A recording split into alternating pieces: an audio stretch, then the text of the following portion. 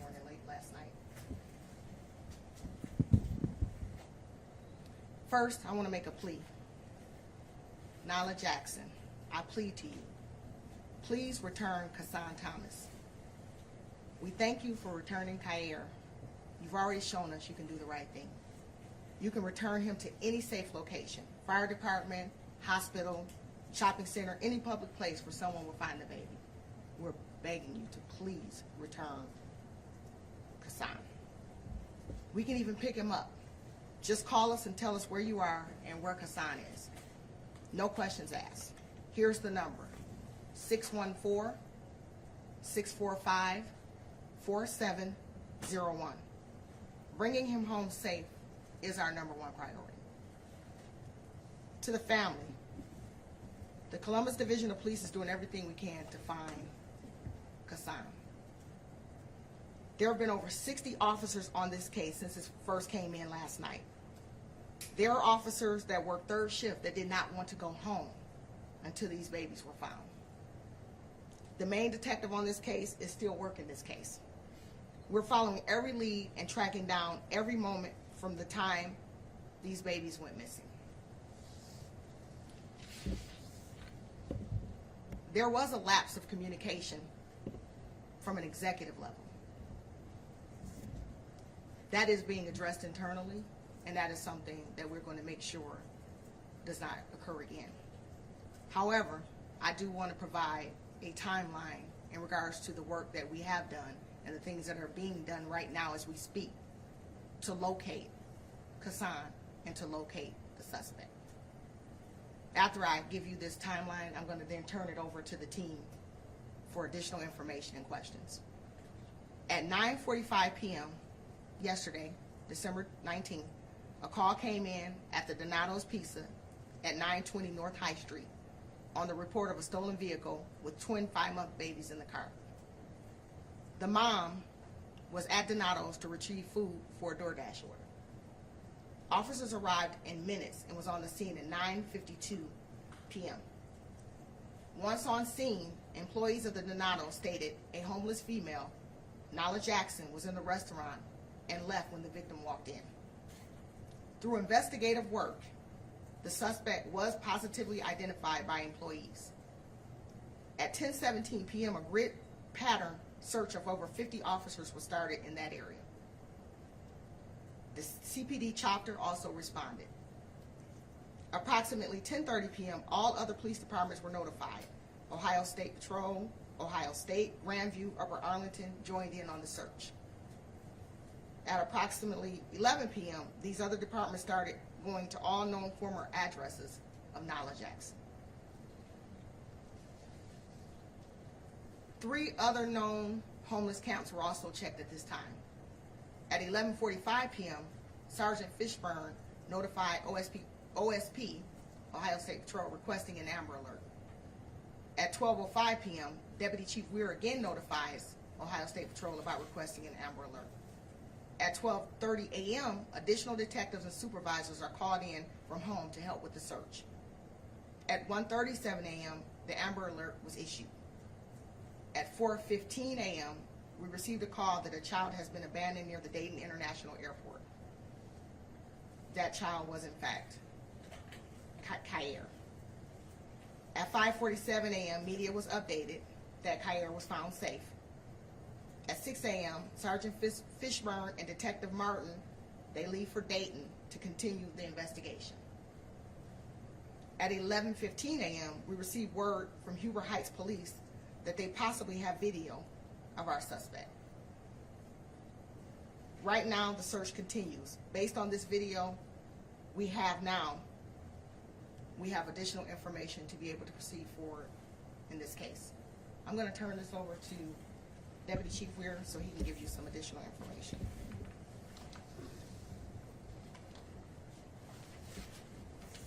Thank you, Chief.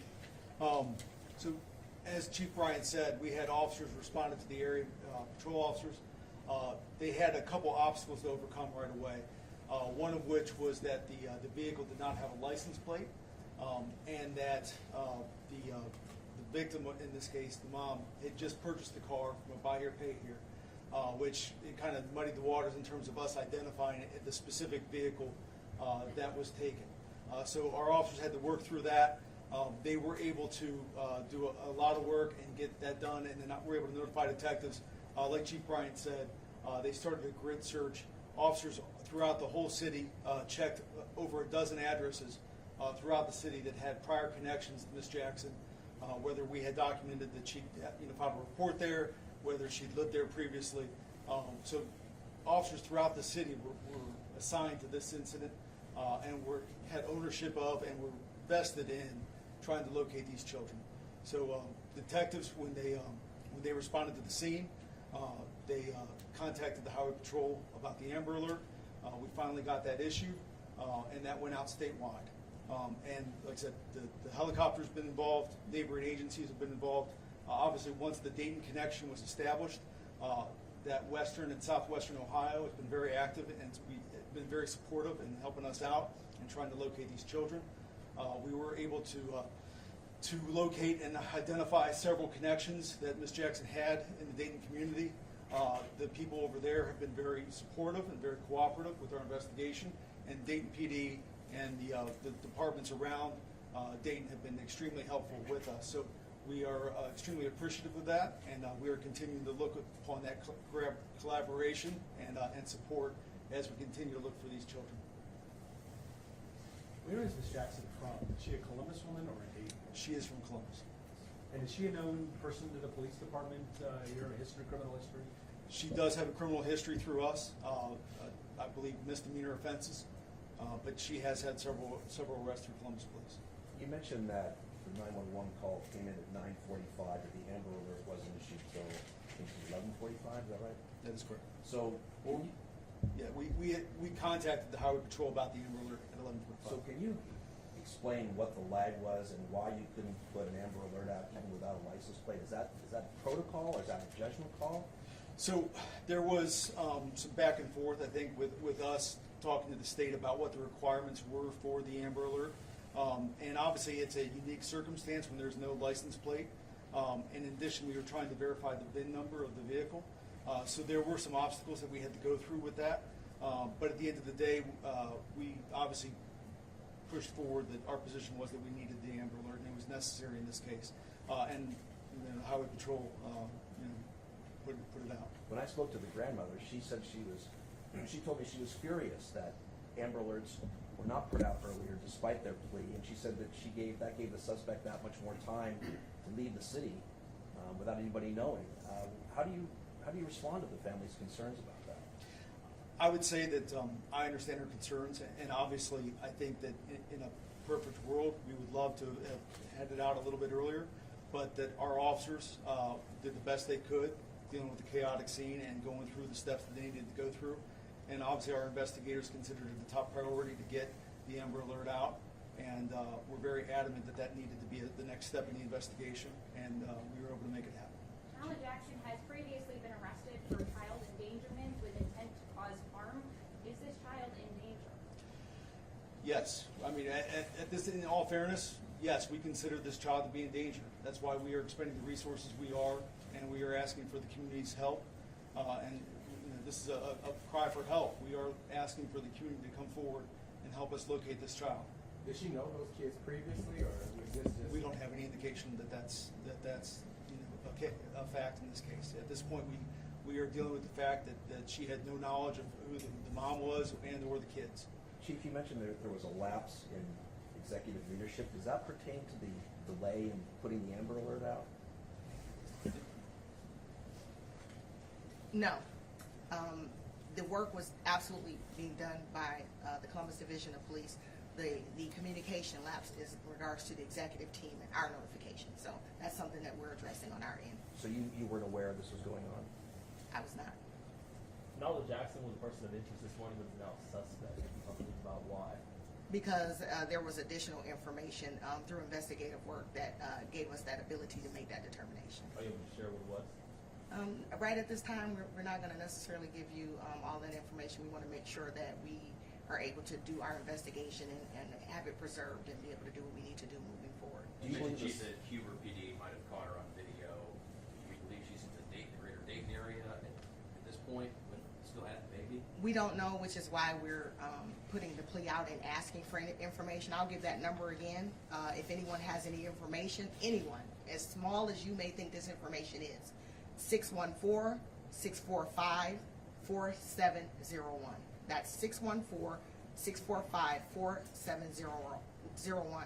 Our main priority right now is to have Hassan return home. You said, Chief, no questions asked, even if she is a suspect, you would be willing to say, drop her off, we'll come to you, we'll take the baby and deal with the aftermath later? Is that sort of what you're implying? Right now, our concern is to get the baby. We want to make sure that Hassan is safe. That is our number one priority. Clearly, we're concerned about everything, but we want to make sure that we bring that baby home to the Can family. you talk about the car? I'm sorry, the car, because I think did it crash, and then is that what caused the damage? And we're just trying to, it's confusing to me anyway. No, my understanding is that damage was there prior to. Yeah.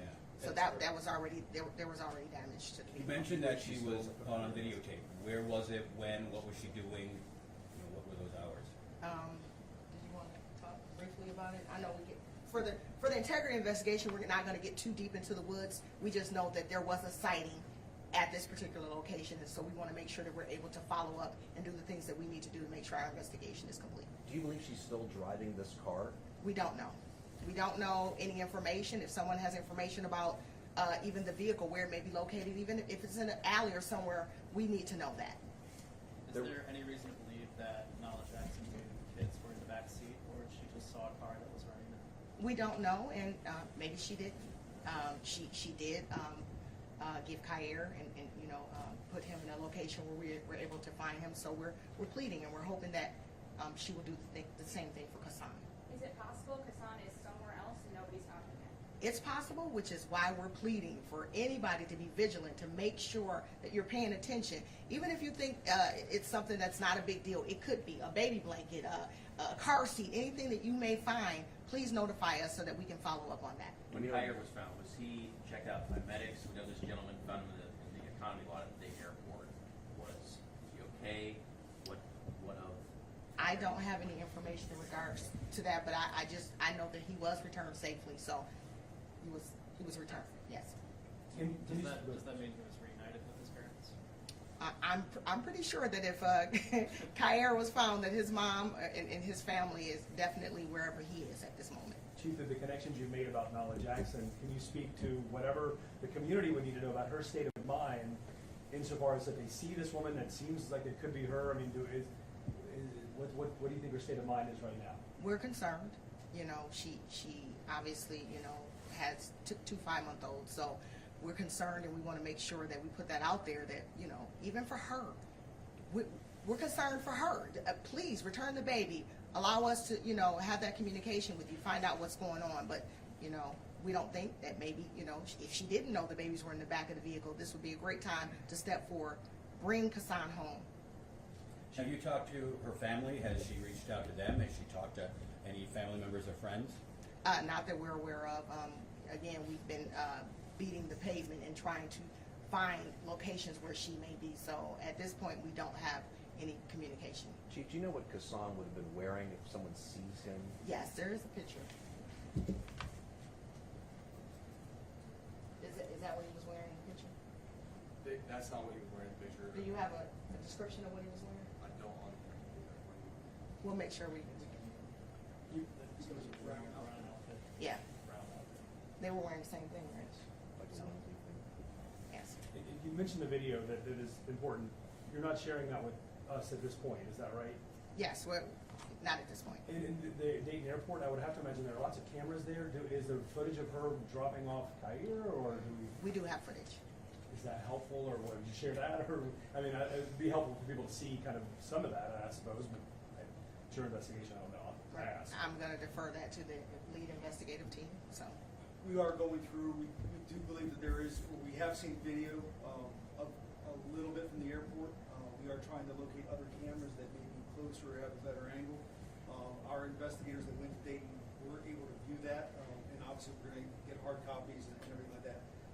So as we move forward, that'll be part of the investigation. And can I ask real quick, and this may be more for you, Deputy Chief, the idea that she drops off one child, keeps one, that is a very perplexing thing to my mind. From an investigative standpoint, what does that say to you at this moment? I'm troubled. I'm sorry. Obviously, I think that's a troubling aspect of this case. In talking to the commander over special victims and our other leadership team, that is a troubling aspect, and it's like, perplexing as to why that would be. And obviously, we can all let our imaginations run wild, but we have to deal with what the facts are, and the facts are we're still looking for one child. Was there surveillance video from the Donatos that helped you at all? Did you actually see the mother walk in, and then did you see the suspect leave the Donatos from the video cameras? I did not. Like I said, I know Sergeant Bennett was at the scene. Sir, the video footage was not able to be accessed at the time, and the angles of the video did not show much from outside of the front of the store. What is the video from Huber Heights Police? Are we talking about like flock camera, surveillance video? It is not a flock camera. It's from a business, and like I said, I think that our detectives also are looking at that, getting the hard copy, seeing if we can clean the video up, and what we can ascertain, what we can learn from that video.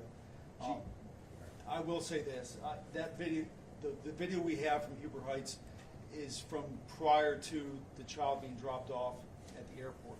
So our last sighting was at approximately 4:30 when that child was dropped off at the airport. Chief, with all due respect, you talk about the communication breakdown. Mm-hmm. Why is it when you have a 5-month-old baby missing, your department says is in danger, why this long before you all are publicly giving a press conference about this matter? Well, I will tell you, again, CPD was doing the work that they needed to do. Unfortunately, and it's something that we're looking at internally, there was a lapse in communication. Had I known, we would have had the press conference last night or early this morning. And that's just the reality. I'm not going to hide it. I'm not going to sugarcoat it. But that doesn't mean that the team wasn't doing the work. They were working diligently. They were doing all the things. When I did come in and I did get briefed, I was very relieved that those things were being put in place and the work was being done. We just have to do a better job in making sure that that communication is conveyed. Is Jackson's biological child in her custody? I don't have that information. Any indication that Nala Jackson and Hassan Thomas are out of the state of Ohio? We don't have that information either. We're hopeful that we're able to locate them, but at this point, we don't know. And Chief, I believe was addressed earlier, but with this communication breakdown at your executive level, is that part of what led to this 4 hours between child reported missing, Amber Alert being issued? No. No, there were command staff that were involved, so that was not a breakdown in regards to that. That was more an administrative function between two agencies that were trying to work that out and get the information out. So that was not the breakdown or lapse in communication. So I feel like there are 1,000 questions. I'll ask one more. The idea, so Columbus to Dayton, I mean, and this again maybe for the investigative side, she's got connections in Dayton, but she's from Columbus. That's still a drive, and why do you think she went to the airport? How did she end up there? I just don't know, I guess. I apologize. I don't know that, and that that'll be something that our lead detective will be trying to track down over the next 12, 24, 48 hours. The number one priority, like Chief Bryant said, is that we need to find this child and hopefully find this child safe and return him to his parents. How much urgency is there, considering we've got an incredibly cold snap coming on Friday with negative temperatures? We've got a 5-month-old who, what we know, is in a onesie. We don't know where she is. What is the sense of urgency considering that? It's tremendous. I think we were all relieved and took the fact that the Kair was found quickly, because even though it's not single digits outside, it was at 4 in the morning and it's still cold. And how quickly would a baby get hypothermia out in the cold, like in the elements like that. So we are extremely worried, and it is with a tremendous sense of urgency that we're operating at this point. So again, why did it take 4 hours for an Amber Alert here? Last question. Yes. So again, and DC, we could probably speak more to this. Initially, the request was asked by a sergeant, correct? And then it was bumped up when the request was not filled to a command staff level, more of an executive level. So at that point, they got involved and were able to get that done. Again, that's one of those things that we're going to be looking at. That's one of those things about communication, even with Ohio State Patrol. We're going to be having conversations. But at the end of the day, we were able to issue the Amber Alert. Ideally, we would have loved to have done it 5 minutes after the incident occurred. So those are some of the things that we have to talk about. Thank you. Just wanted to double check the spelling on the last name, because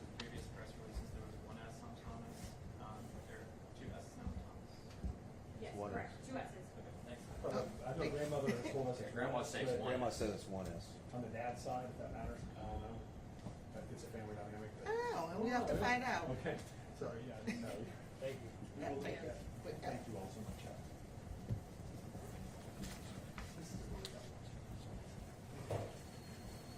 Those are boys. Hassan and Edith Oh, sure, Tyre, so that's- both sorry. boys. Thank you. Stay down.